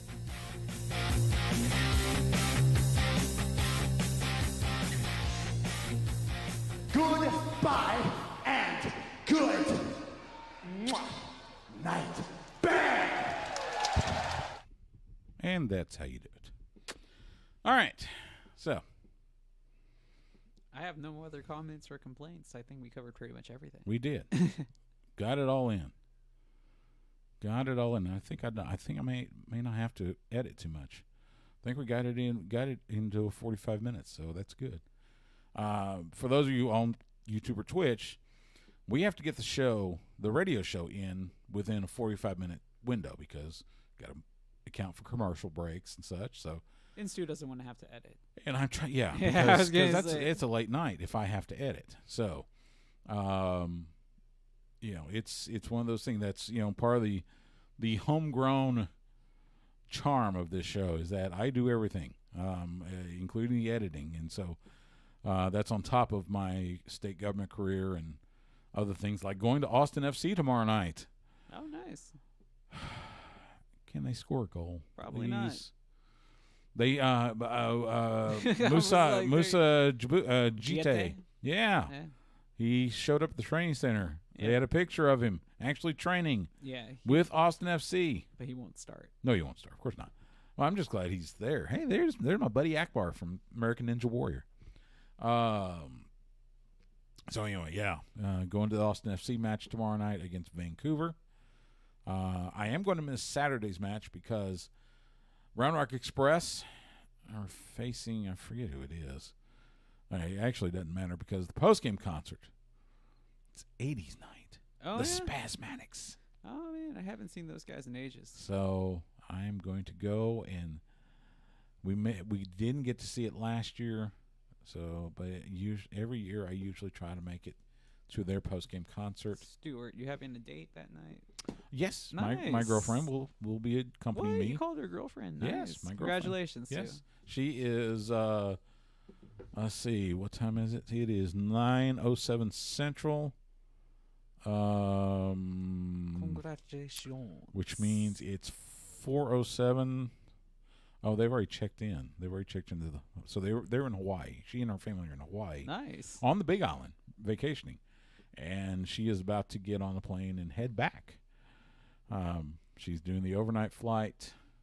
I was going to say, you picking her up or what? No, her car's there. Oh, okay. She gets back, I think. I was like, man, you're going to have a real early morning if that's the case. Well, she's got to fly from Hilo to Honolulu and then Honolulu to Salt Lake City to Dallas. Or to Austin, excuse me. Which, that's not a easy travel day. It wasn't an easy travel day for me back when I was in the Army. That was long. I mean, and I would get nonstop from Honolulu to Dallas. Yeah. That's a lot of time in an airplane. It's a long time. That was usually about 8 hours. No, that's it. Yeah, No, I can do that. it was rough. I always did the overnight flights because at least then I could sleep. I think I went from Dallas to London, so that's like 12 hours. Yeah, that's 12-hour. Yeah, Yeah, and so- I've done longer flights. Yeah, but So I'm like 8 hours. So that's luckily I didn't have to pay for them. Doing Honolulu to Japan or Honolulu to Korea when I was still on active duty. Those are long flights. Now the Korea flights, there was usually a stop in Guam. Yeah. Back when we still had a naval base there, or Air Force base. I can't remember which. Anyway, those are long flights. Luckily, they're on commercial airplanes too. Yeah, you're not in one of Australia, we had to fly cargo. those. Ew. Yeah, that was not fun. That doesn't sound. There's no pressure in That was not fun, especially coming back when you're hungover after partying with the Aussies all night. Oh man. Ooh, that was rough. I bet. But yeah, yeah. Talking about NXT, I think we're going to get a lot of. Well, I don't think we'll get a lot of. We'll get some answers on Sunday, but I think it's going to take a few months to really see what they truly want NXT to be. I think you'll see it instantaneously. Like NXT, as you know it, will be over on this night. Like you'll get like the little tie-ups of what you used to like, but they're going to start going in a different direction. You think you'll see? I don't think. I think it'll take a month or two. I think it'll take a couple months. Plus, they've got to recruit the talent they want. And and from everything we've heard, the rumor innuendo says they are not done with talent cuts. So. No. We will see more cut, not only from NXT but from WWE. But you have guys like Parker Boudreaux already there, so it's just like as soon as they can get those guys ready, they have right. them. But they've already cut. But it's hard to be TV ready when you're not a wrestler and you're just learning. They cut Alex Zane, who they just signed like 6 months ago. Which now he'll find his way back to GCW or. Independence, and he'll make that's the big difference right now versus say last year is when they were cutting people last year, they didn't have anywhere really to go because nobody was signing because everybody was shut down. Yeah. Now the independents are coming back. You've got more. You've got not only AEW, but you got Ring of Honor. They put out a tweet. What was it yesterday? Who of the WWE releases would you like to see coming through Ring of Honor? Mm-hmm. So you got to imagine there might be at least one or two. I don't know who, but plus the whole deal, the Forbidden Door, with AEW and Impact and AAA and New Japan, and seeing someone on one or more of those promotions. Mm. So, it's going to be interesting. It's going to be interesting to see what NXT looks like, who NXT looks like. It is. I mean, I guess in a way, there is a little bit of a positive in the fact that they're going to take NXT back to being purely a developmental, system, Mm-hmm. because they got away from that when they decided to put it on USA Network, and we know why. They did that purely to counter program against AEW. Well, yeah. So, and now allegedly, and again, this is all rumor innuendo. Allegedly, Triple H is in somewhat of a hot seat because WWE, the higher ups, not necessarily Vince, but definitely Bruce Pritchard, John Laurinaitis, and others, blame him, quote unquote, for quote losing the battle to AEW. Well, yeah, because all this stuff hadn't been under his watch. So, you wonder what that's going to mean going forward, not just for NXT, but for WWE and for Triple H, for that matter. I think he'll be all right. Yeah, I don't see like anything. I don't see anything like he's not leaving the company, but I could see where maybe he doesn't have the influence he once had. Oh yeah, definitely see that. You know, which And that's going to happen. it'll be interesting to see what that looks like. Look, Vince, you know, contrary to popular belief, Vince cannot live forever. He is, what is it, 74 now? Yeah, 75, something like But he that. can easily live to be like 100. The guy's a genetic freak. Yeah. And it's kind of interesting that he's going back to something that didn't really work. I mean, it didn't work as well as he thought it would the last time they tried this, which was in the early 90s. You know, it's, again, as we said, WWE stopped being a wrestling show long ago. It's fruitless to compare it to AEW or Impact or New Japan or Ring of Honor because you don't have wrestling people booking it. You've got writers. You got TV writers. You have people that wrote soap operas and sitcoms and that likely have absolutely no clue how to book wrestling. Well, yeah, but that's kind And of it doesn't always- make, and see, and here's my, this is my opinion. You're not going to convince me otherwise. Just because it has the WWE brand on it doesn't make it better. Now, they've been around long enough, but, and you mentioned something about, you know, the casual viewer. I submit to you that you're not getting casual viewers. You're not going to do that. You might get it with WWE bringing in, you know, name your favorite actor from an NBC sitcom or something. You might get it once or twice. Or Fox brings in, you know, somebody from whatever. But wrestling, professional wrestling, hasn't piqued the interest of pop culture like it did even 20 years ago. Oh yeah, we're done with those days. exactly. We've talked about how the overall audience is shrinking because they don't grasp the 18 to 34. They don't grasp the, you know, we talk about the WWE's number one demographic when you look at their ratings is 50 plus. You know, they don't get the young guys. They don't get the young viewers. So the notion of attracting casual viewers, I think, is a fruitless one. Now, attracting lapsed fans, that I could see. And that's where you get the likes of Sting and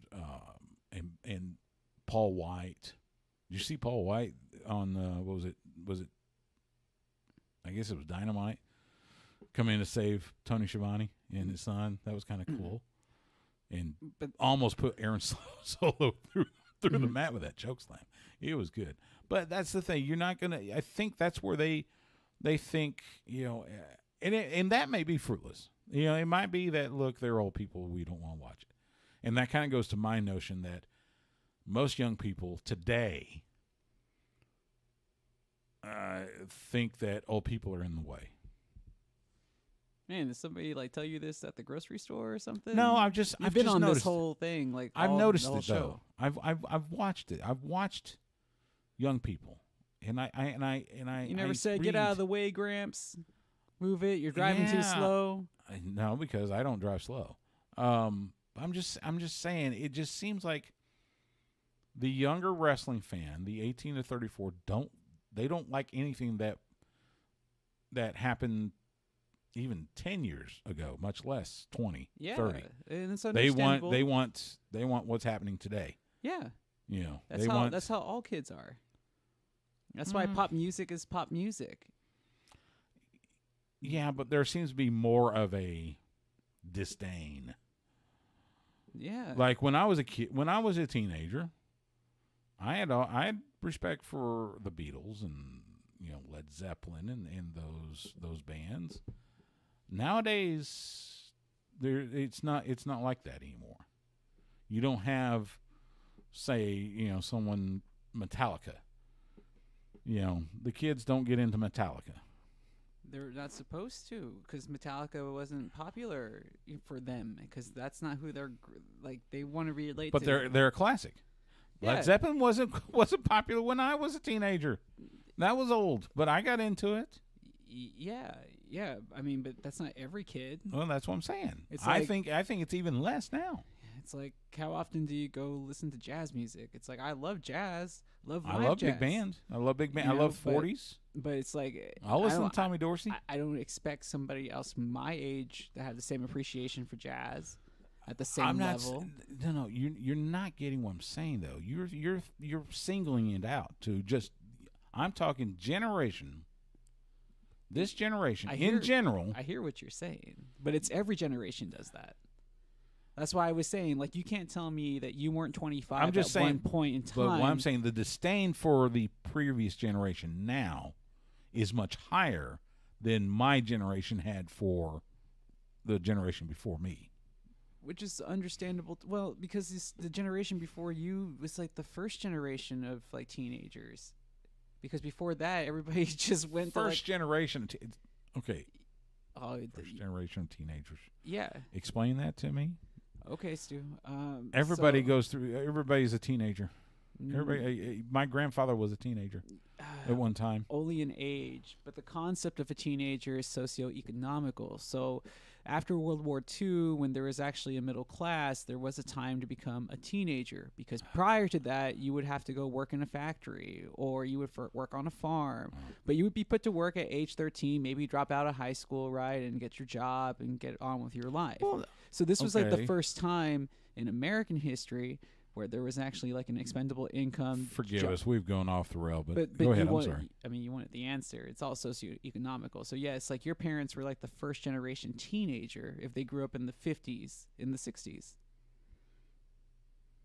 Okay. Sure.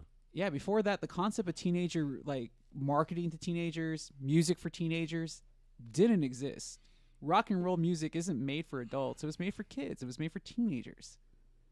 There was no rock and roll before that because everybody just listened to the same music because nobody was marketing to teenagers because the class to market to them didn't exist.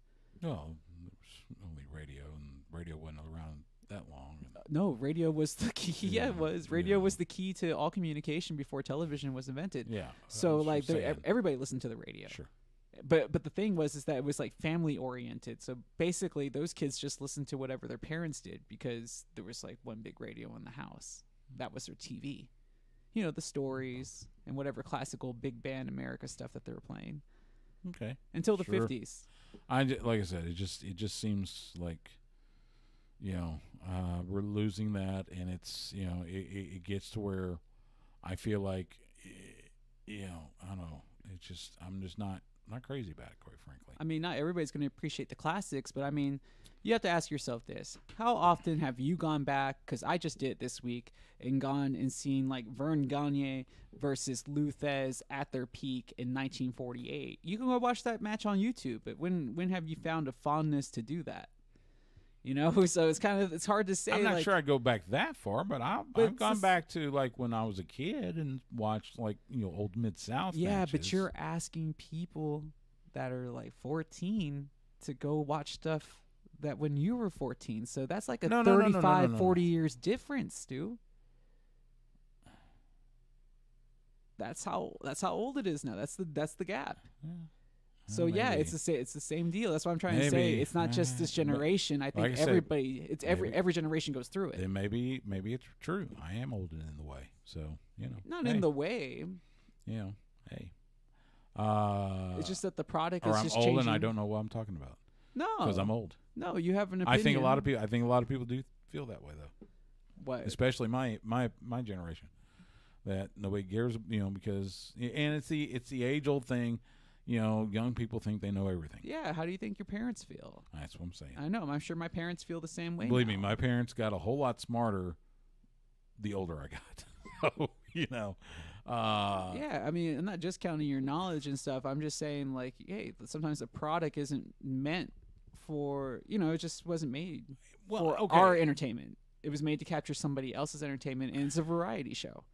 All wrestling's a variety show. I know, but like I said, there are some things that make wrestling wrestling. And again, I got to remember, WWE's not a wrestling show. All right, let's wrap this up. But it will be. I got to get. If John Cena wins, that's storyline. That's wrestling. That's when wrestling's good.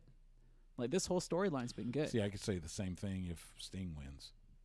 I could see the same thing if Goldberg wins. That has not been good. Again, opinion. Yeah, see, that's your opinion. Like the kid thing doesn't. There's work nothing that proves it. So, all right, we gotta go. I gotta wrap things up. Thanks for joining us. We will be back next week to recap everything we talked about. We may even bring a guest in. We'll see. But for now.